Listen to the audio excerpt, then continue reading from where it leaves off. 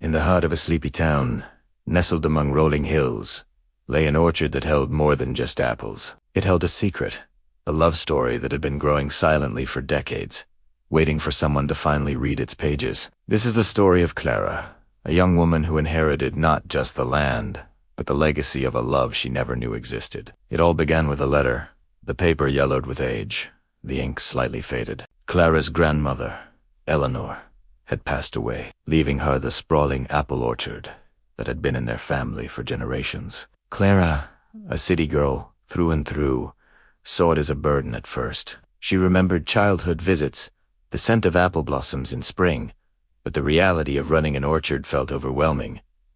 Her plan was simple: sell it and move on. But the letter changed everything. Tucked away in a dusty old chest in the attic, it wasn't addressed to Clara, but to a man named Arthur. As she read her grandmother's elegant script, a story unfolded. It spoke of stolen glances across rows of apple trees, of hands brushing as they picked fruit, of whispered promises under a moonlit sky. Eleanor and Arthur, the orchard's groundskeeper, had been in love.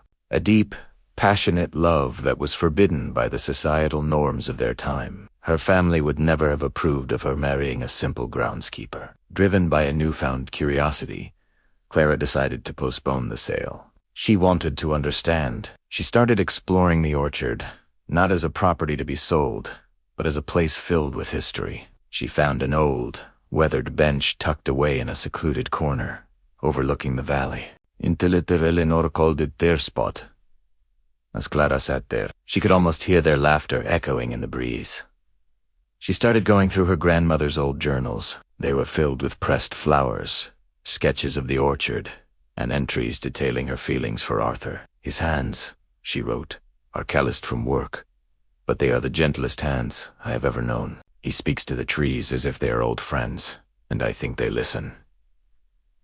Clara realized this wasn't just a teenage crush. It was a lifetime of love, lived in the shadows. One day, while clearing out the old tool shed, she found a small, hand-carved wooden bird. It was beautifully detailed, its wings poised for flight. She immediately recognized it from a sketch in Eleanor's journal. It was a gift from Arthur. Tucked beneath it was another letter, this one from him. His handwriting was rougher, but his words were just as poetic. My Eleanor, it began. Every apple that grows in this orchard is a testament to my love for you. I will watch over them and over you, always. The puzzle pieces were starting to fit, but one remained. Who was Arthur? Was he still alive?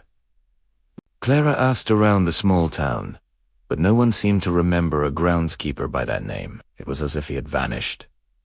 Days turned into weeks. Clara learned to prune the trees, to check the soil, to care for the orchard just as her grandmother and Arthur had.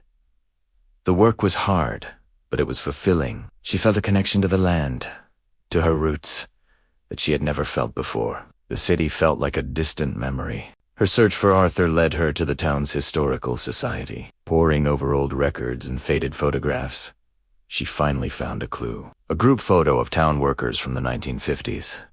And there he was, a young man with kind eyes and a shy smile, standing slightly apart from the rest. His name was listed as Arthur Mills. The records showed he had left town Pedrosely not long after Eleanor had been sent away to college by her family. With a name, her search intensified. She scoured online databases, old phone books, anything she could find. Finally, she found a match. An Arthur Mills living in a small coastal town, a few hours away. He was a retired woodworker. Could it be him? Her heart pounded as she dialed the number. An elderly man's voice, frail but warm, answered the phone. With a shaky voice, Clara introduced herself. I'm Eleanor's granddaughter, she said. There was a long silence on the other end of the line. Then a soft, choked-up voice whispered, Eleanor, is she? Clara's heart broke as she delivered the news of her grandmother's passing. She told him about the letters, the orchard, and the wooden bird. The next day, an old, silver-haired man arrived at the orchard. He walked with a slight limp, but his eyes, a startling blue, were full of life. It was Arthur. As he walked through the rows of trees, he touched their bark gently, a lifetime of memories emociones in his gaze. He led Clara to a specific tree, one larger and older than the rest. He pointed to a faint carving in the trunk, almost consumed by time. An E and an A. Inside a heart. She was the love of my life, he said, his voice thick with emotion. Her family sent her away. They told me to stay away from her, that I wasn't good enough. I thought it was for the best, to let her have the life she deserved. So I left. I never stopped loving her. He told Clara how he had built a life for himself, but never married. My heart always belonged here, in this orchard, with her. He showed Clara the secret grafting techniques he and Eleanor had developed, creating a unique apple known only to them, the Eleanor's blush. In that moment, Clara understood. The orchard wasn't just land. It was a living monument to a love that had defied time and distance. Selling it would be like tearing out the pages of their story. She looked at Arthur, his eyes filled with a bittersweet mix of joy and sorrow, and she looked at the trees, their branches heavy with fruit. She had come to sell a piece of property, but instead, she had found a piece of her own heart. She made a decision. I'm not selling, she told Arthur. I'm staying. This is my home now. A slow smile spread across Arthur's face. Your grandmother would have liked that, he said. The orchard needs a keeper. From that day on, Arthur would visit the orchard often. He taught Clara everything he knew, sharing stories of her grandmother, bringing the past to life. Clara, the city girl, became the orchard keeper. She wasn't just tending to trees, she was nurturing a legacy. The secret love that had grown in the orchard for decades was a secret no more. It was a story she would carry with her, a story she would pass on, a story that bloomed anew with every apple blossom, season after season.